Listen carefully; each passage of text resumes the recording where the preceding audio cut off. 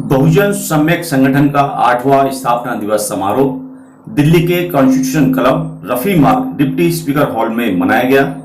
इस समारोह में देश के कई राज्यों से संगठन के पदाधिकारी व शुभचिंतक सम्मिलित हुए। कार्यक्रम का शुभारंभ पूज्य भिक्खु द्वारा त्रिशरण व पंचशील व बुद्ध वंदना के साथ किया गया। संगठन की अध्यक्ष प्रीता हरित व अतिथियों ने तथागत बुद्ध व बाबा साहब की प्रतिमा पर माला अर्पण कर अपने श्रद्धासुमन अर्पित किए। आपको बता दें कि बहुजन सम्यक संगठन का स्थापना दिवस तो था ही, साथ ही मैडम प्रीता हरित का जन्मदिन भी था। इस कार्यक्रम में केंद्र सरकार के मंत्री रामदास अठावले, केंद्रीय सामाजिक न्याय व अधिकारिता राज्य मंत्री व डॉक्टर विजय सोनकर शास्त्री, पूर्व सांसद व राष्ट्रीय प्रवक्ता भाजपा व कई सांसद व राज्यसभा सांसद भी इस समारोह में सम्मिलित हुए। अतिथियों का स्वागत फूल बुक्के के साथ शॉल उड़ाकर किया गया। मंच के माध्यम से बहुजन सम्यक संगठन के बढ़ते कारवां पर सभी ने अपना संबोधन किया। संगठन की राष्ट्रीय अध्यक्ष प्रीता हरित ने देश में बढ़ती महंगाई, बेरोजगारी व युवाओं के भविष्य पर चिंतन मनन करते हुए अपना संबोधन किया। आपको बता दें कि संगठन का कार्य क्षेत्र संपूर्ण भारत है।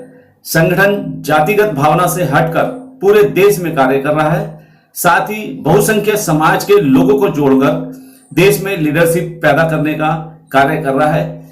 इस कार्यक्रम की भूरी भूरी प्रशंसा आए हुए सभी लोगों ने की और इस कार्यक्रम की भव्यता ये रही कि इस कार्यक्रम में सभी जाति धर्म के लोगों ने बढ़ चढ़कर हिस्सा लिया। आपको बता दें कि यह संगठन पूर्व में 8 वर्ष कंप्लीट कर चुका है और अब फिर नई दिशा में कार्य कर रहा है। समाज के लोगों को जोड़कर देश में लीडरशिप पैदा करने का कार्य यह संगठन बाखूबी कर रहा है। आए हुए भिक्खु गणों को संगठन के अध्यक्ष प्रीता हरित ने चीवर प्रदान कर उनको सम्मानित किया। आइए देखते हैं एनपीटी न्यूज इंडिया की दिल्ली के कॉन्स्टिट्यूशन क्लब रफी मार्ग डिप्टी स्पीकर हॉल से यह विशेष कवरेज दिल्ली से।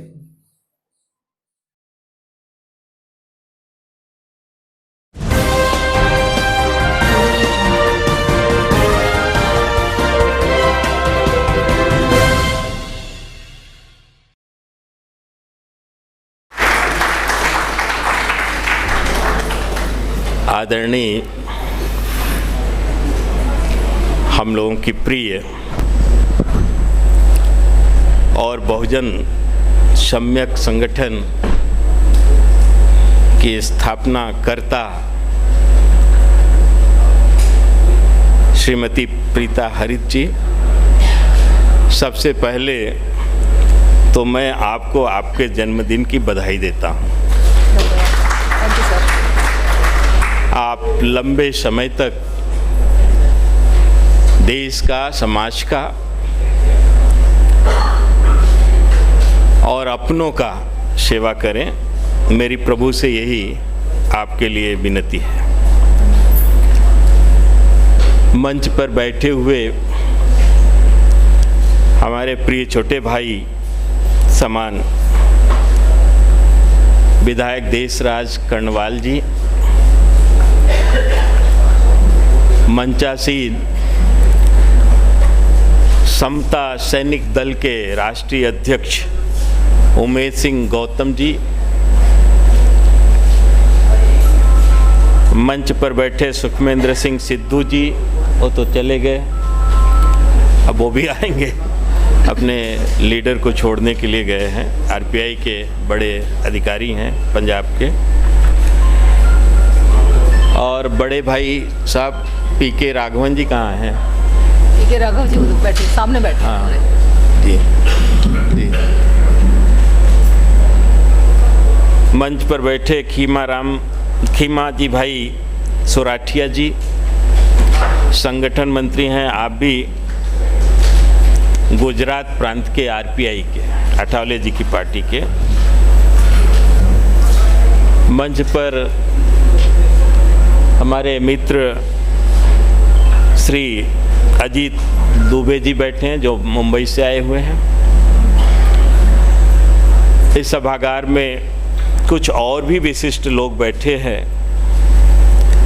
डॉक्टर नीलू सिन्हा जी बैठी हैं जो पब्लिशर हैं, बहुत सारी राष्ट्रीय और अंतर्राष्ट्रीय स्तर की पुस्तकों का प्रकाशन आपने किया है।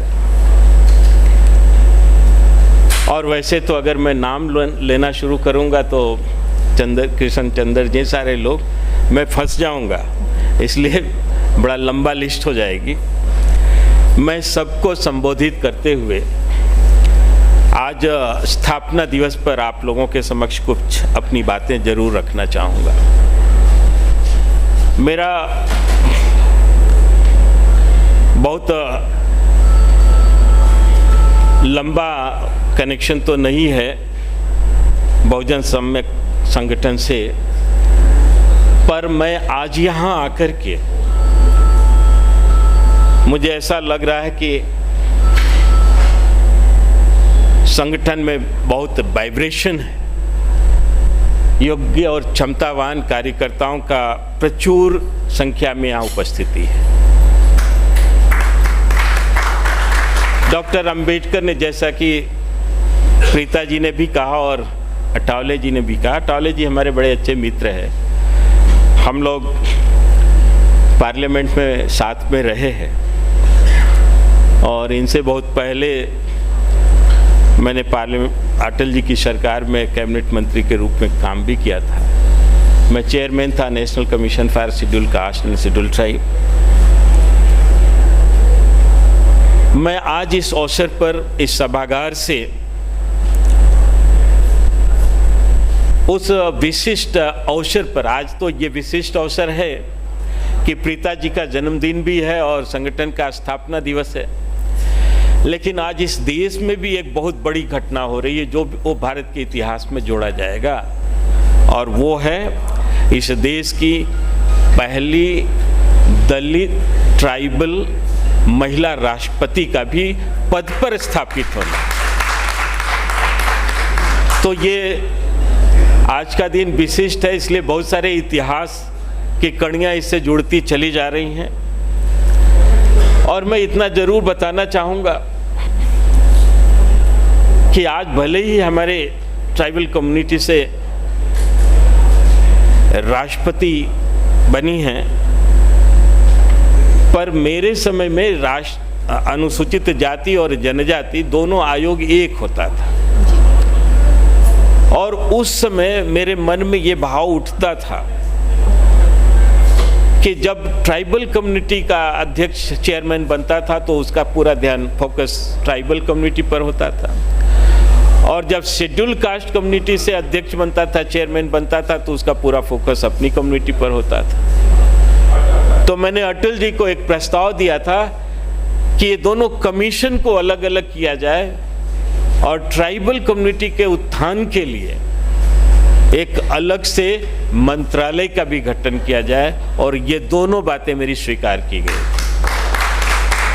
और आज उसका परिणाम आप देख सकते हैं कि देश की राष्ट्रपति नंबर 1 नागरिक के रूप में द्रौपदी मुर्मू जी को वहां आसीन हम लोग देख रहे हैं।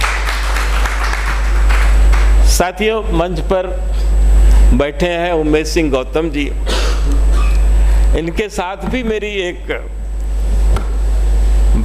बहुत बड़ी स्मृति जुड़ी हुई है। ऐसे ही एक सभागार में इन्होंने मुझे मुख्य अतिथि के रूप में बुलाया था अपने समता सैनिक दल के कार्यक्रम में। अंबेडकर भवन में कार्यक्रम हो रहा था, मैं उस समय चेयरमैन था, ये 20 साल पहले की बात है। मेरे साथ बहुत सिक्योरिटी और सब कुछ थी उस समय, और मैं जो ही भाषण करना शुरू किया, मैंने 2-3 लाइन ही बोला होगा कि पूरा हॉल खड़ा हो गया, आपका भाषण हम लोग नहीं सुनेंगे।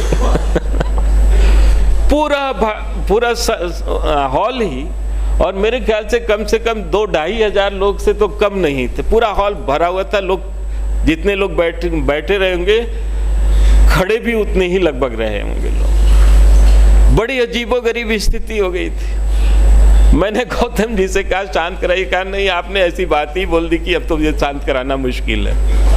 हमने कहा अच्छा मैं ही शांत कराता हूँ। हमने कहा भाइयों, कोई सुनने के लिए नहीं तैयार। फिर भी लोग सोचे अच्छा बोल रहा है तो सुन ही लिया जाए कुछ। हमने कहा कि देखिए मैं यहाँ भाषण करने आया हूँ और मैं स्वयं नहीं आया हूँ, मुख्य अतिथि के रूप में मुझको बुलाया गया है, तो मैं तो अपनी बात पूरी रखूंगा। आप लोगों में से किसी को सुनना है तो सुने, नहीं सुनना है तो वो जा सकते हैं। अगर पूरा हॉल भी खाली हो जाएगा तो मैं खाली कुर्सी और खंभों को सुनाऊंगा, लेकिन मैं जो कहने आया हूं वो बात कह के जाऊंगा।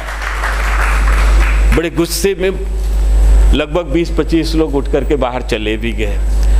जब वो लोग जा रहे थे तो हमने कहा 1 मिनट के लिए रुकिए, मैंने कोई गुस्ताखी की है इसलिए आप लोग जा रहे हैं, तो मुझे सजा देने के लिए मैं अपनी पूरी सिक्योरिटी भी हटा दूंगा, मैं खाली आपके सामने खड़ा रहूंगा।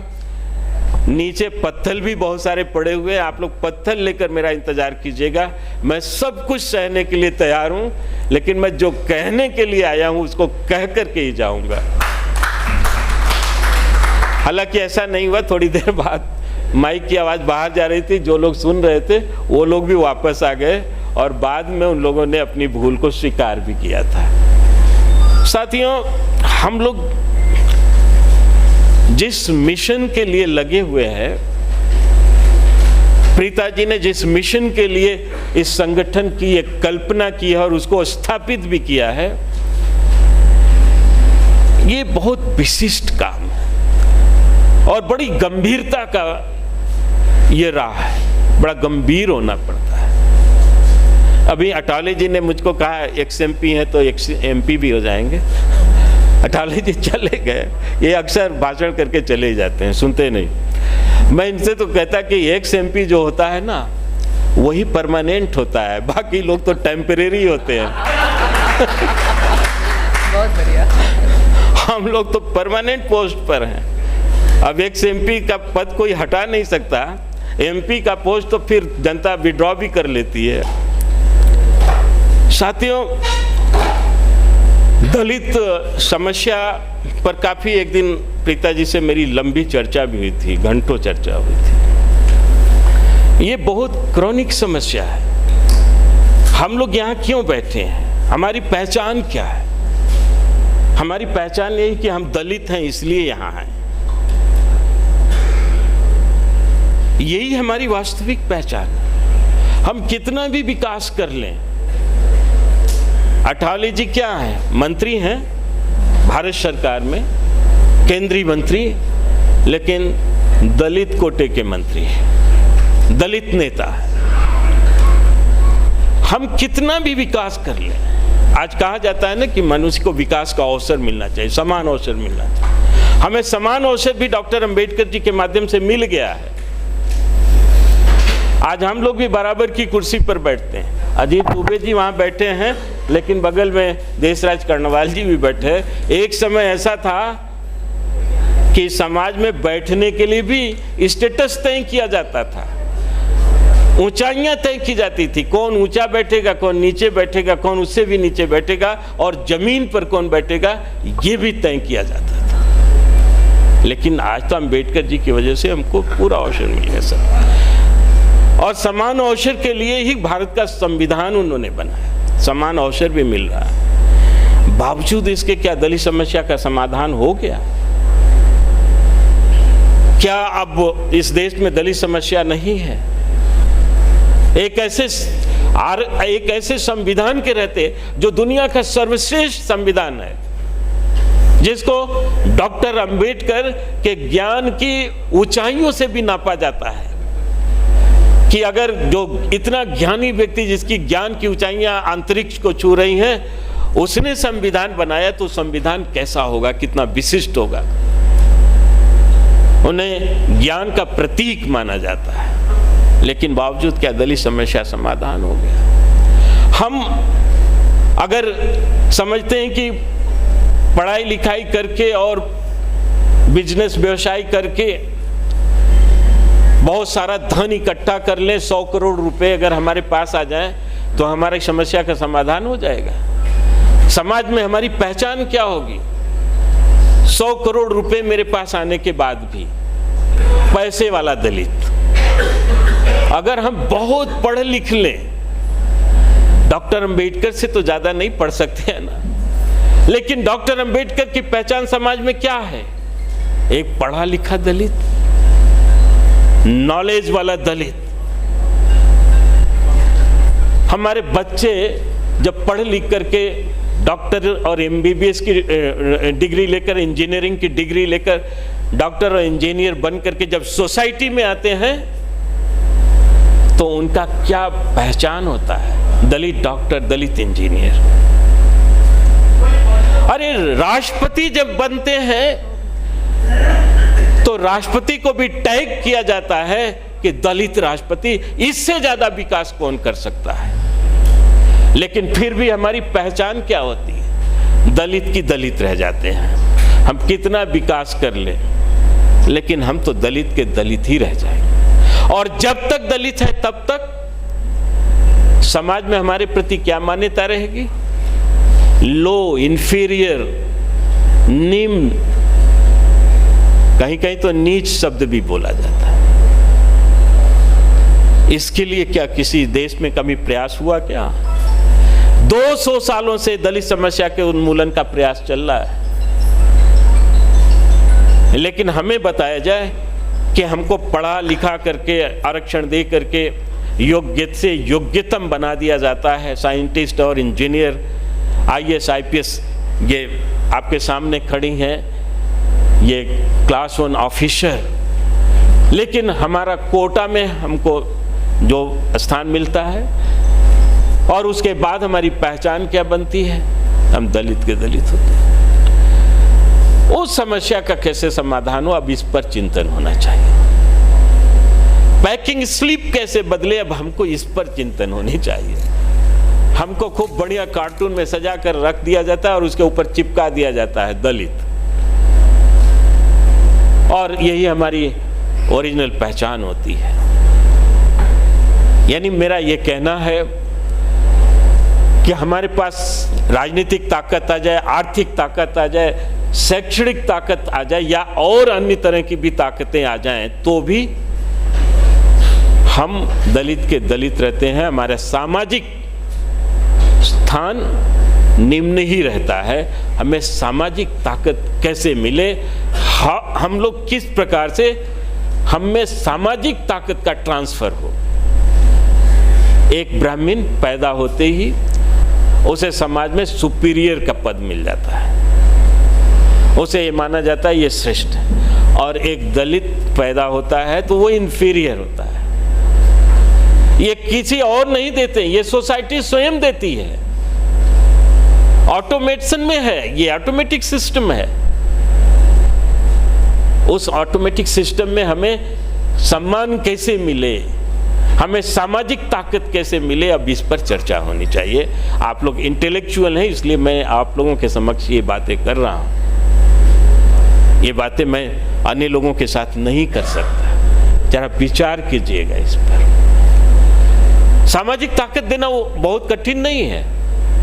देखिए, मैं 2-3 उदाहरण देकर के आप लोगों को बतलाना चाहता हूं कि कैसे सामाजिक ताकत दिया जा सकता है। डॉक्टर अंबेडकर ने एक पुस्तक लिखा है, दी हु वेर शूद्रास। सब लोग पढ़े होंगे, शूद्र कौन, घरों में होगा भी।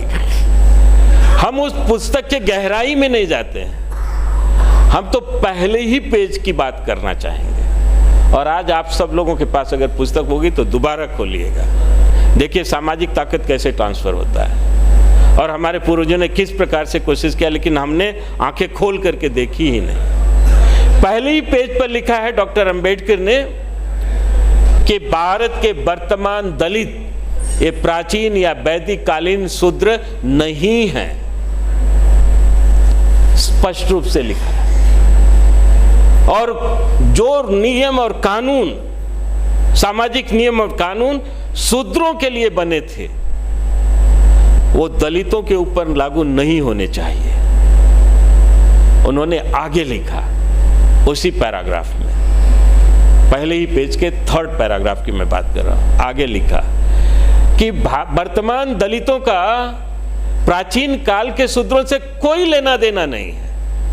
डॉक्टर अंबेडकर हमारे मसीहा, उनकी मैं बात कर रहा हूं, मैं अपनी बात नहीं कर रहा हूं, किसी विद्वान की बात नहीं कर रहा हूं। और उन्होंने पैराग्राफ क्लोज किया था ये कहते हुए कि भारत के इतिहासकारों को भारत के इतिहास का विधि का समुचित ज्ञान होता तो शताब्दियों से चल रहे नरसंहार को रोका जा सकता था, ये उन्होंने लिखा है। यानी वी आर नॉट शूद्रास।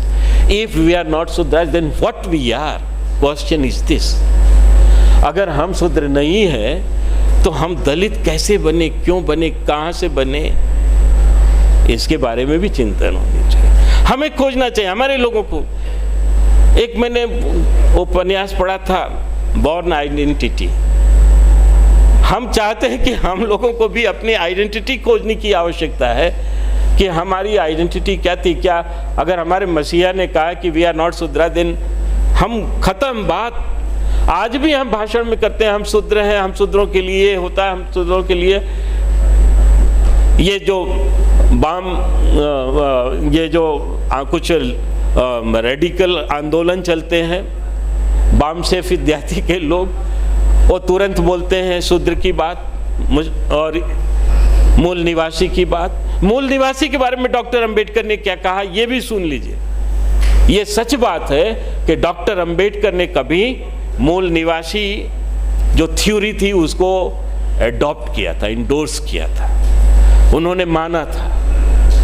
उन्होंने तो कहा था कि यस, हम लोग इस देश के मूल निवासी हैं। ये सबको पता होगा आप लोगों को। और उन्होंने जो ब्रिटिश हुकूमत की तरफ से एक आर्यन थ्योरी चलाई गई थी उसका समर्थन किया था।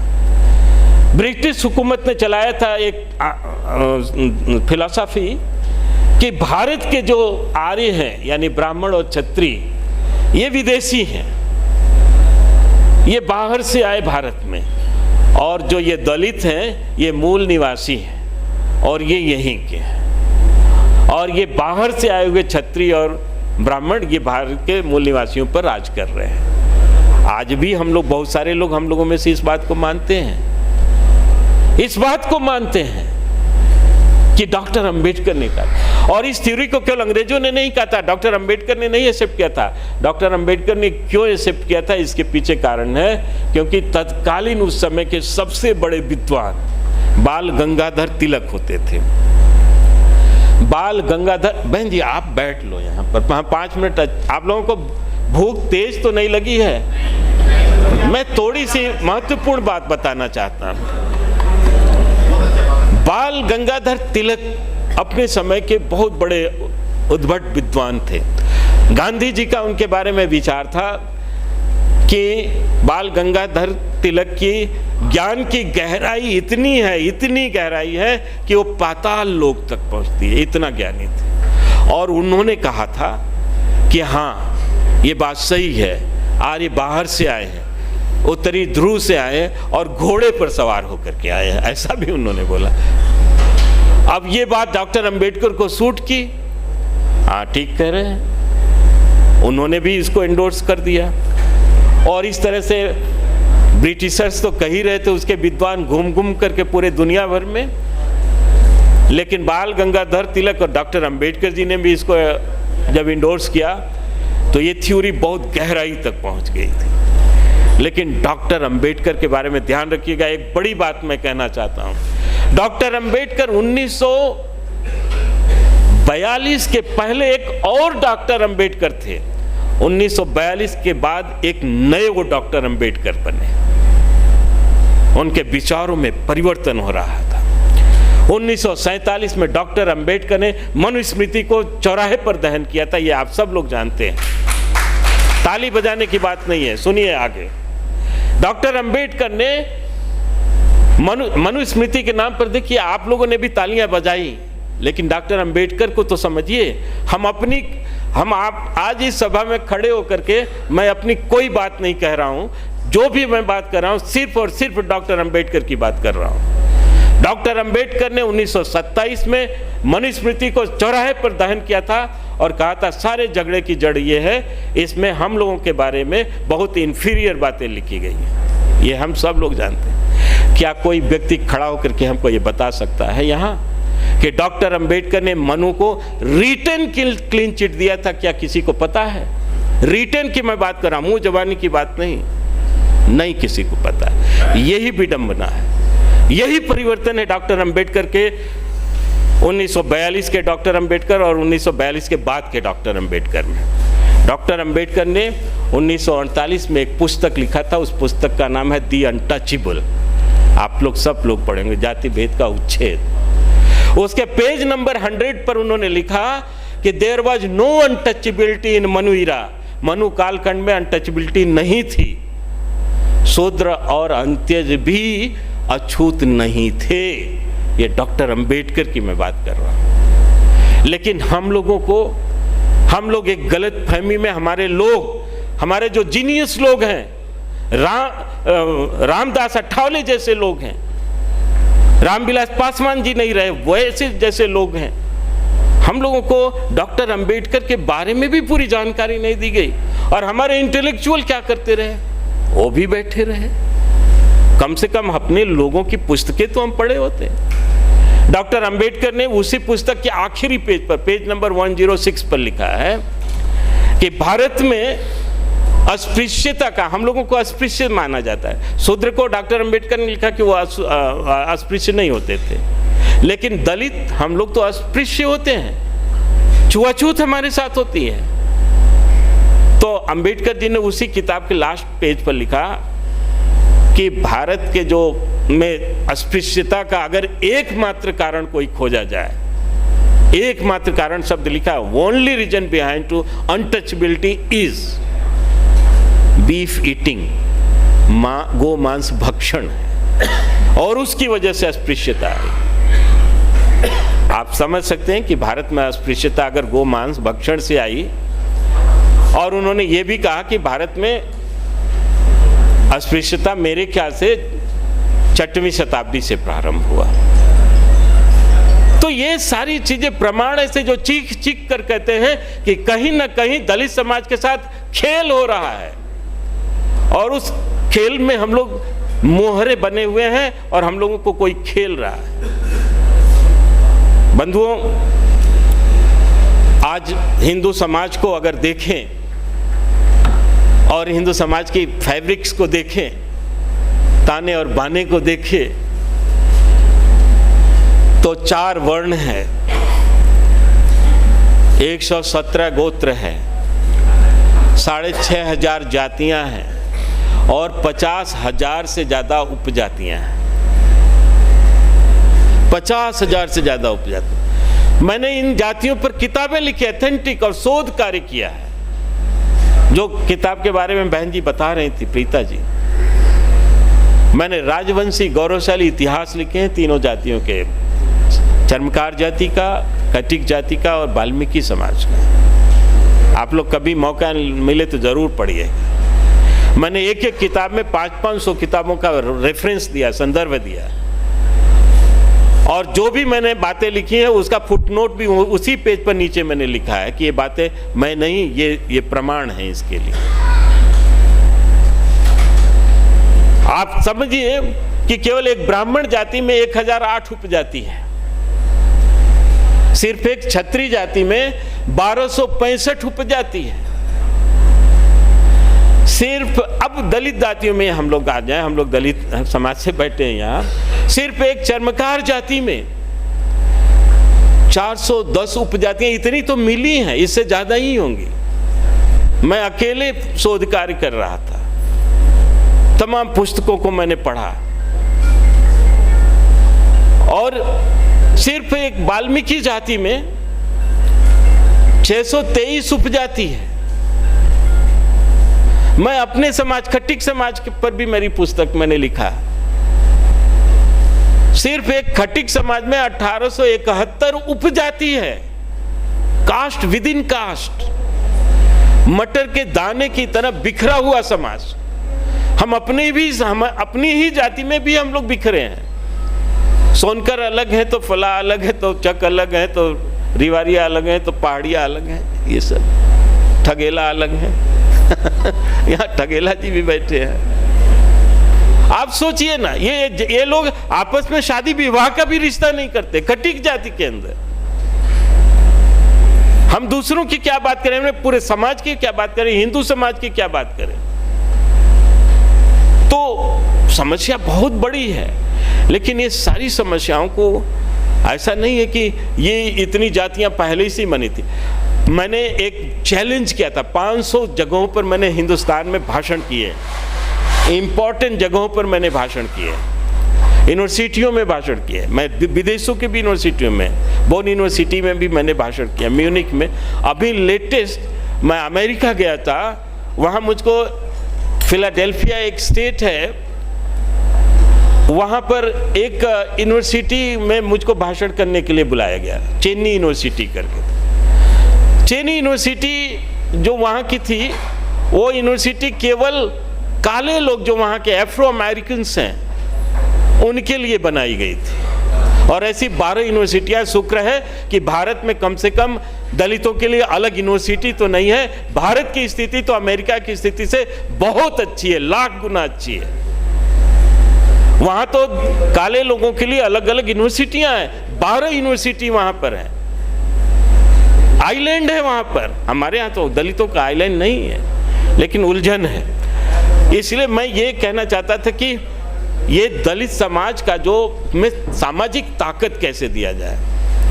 ये 12 जो हजारों जातियां बन गई हैं, उपजातियां बन गई हैं, ये बनाई गई हैं, और कैसे बनाई, किस विपरीत परिस्थितियों में बनाई गई है, ये सब आप लोगों को हल्का फुल्का जानकारी होगा ही। देखिए, डॉक्टर अंबेडकर ने कहा we are not Shudra, it means हम शूद्र नहीं हैं। तो यहाँ पर हमको सामाजिक ताकत कैसे मिल रही है? कहा जाता है दलित गिरे हुए हैं, तो गिरता कौन है? आसमान का आदमी गिरता है, जमीन का आदमी गिरता है कि आसमान का आदमी? अगर आज हम गिरे हुए, इसका मतलब हम ऊंचाई पर रहे होंगे। तो किस ऊंचाई पर रहे होंगे, क्या रहे होंगे? अभी गाली की बात आ गई थी, मैं उस पर भी बोलना चाहूँगा एक टिप्पणी।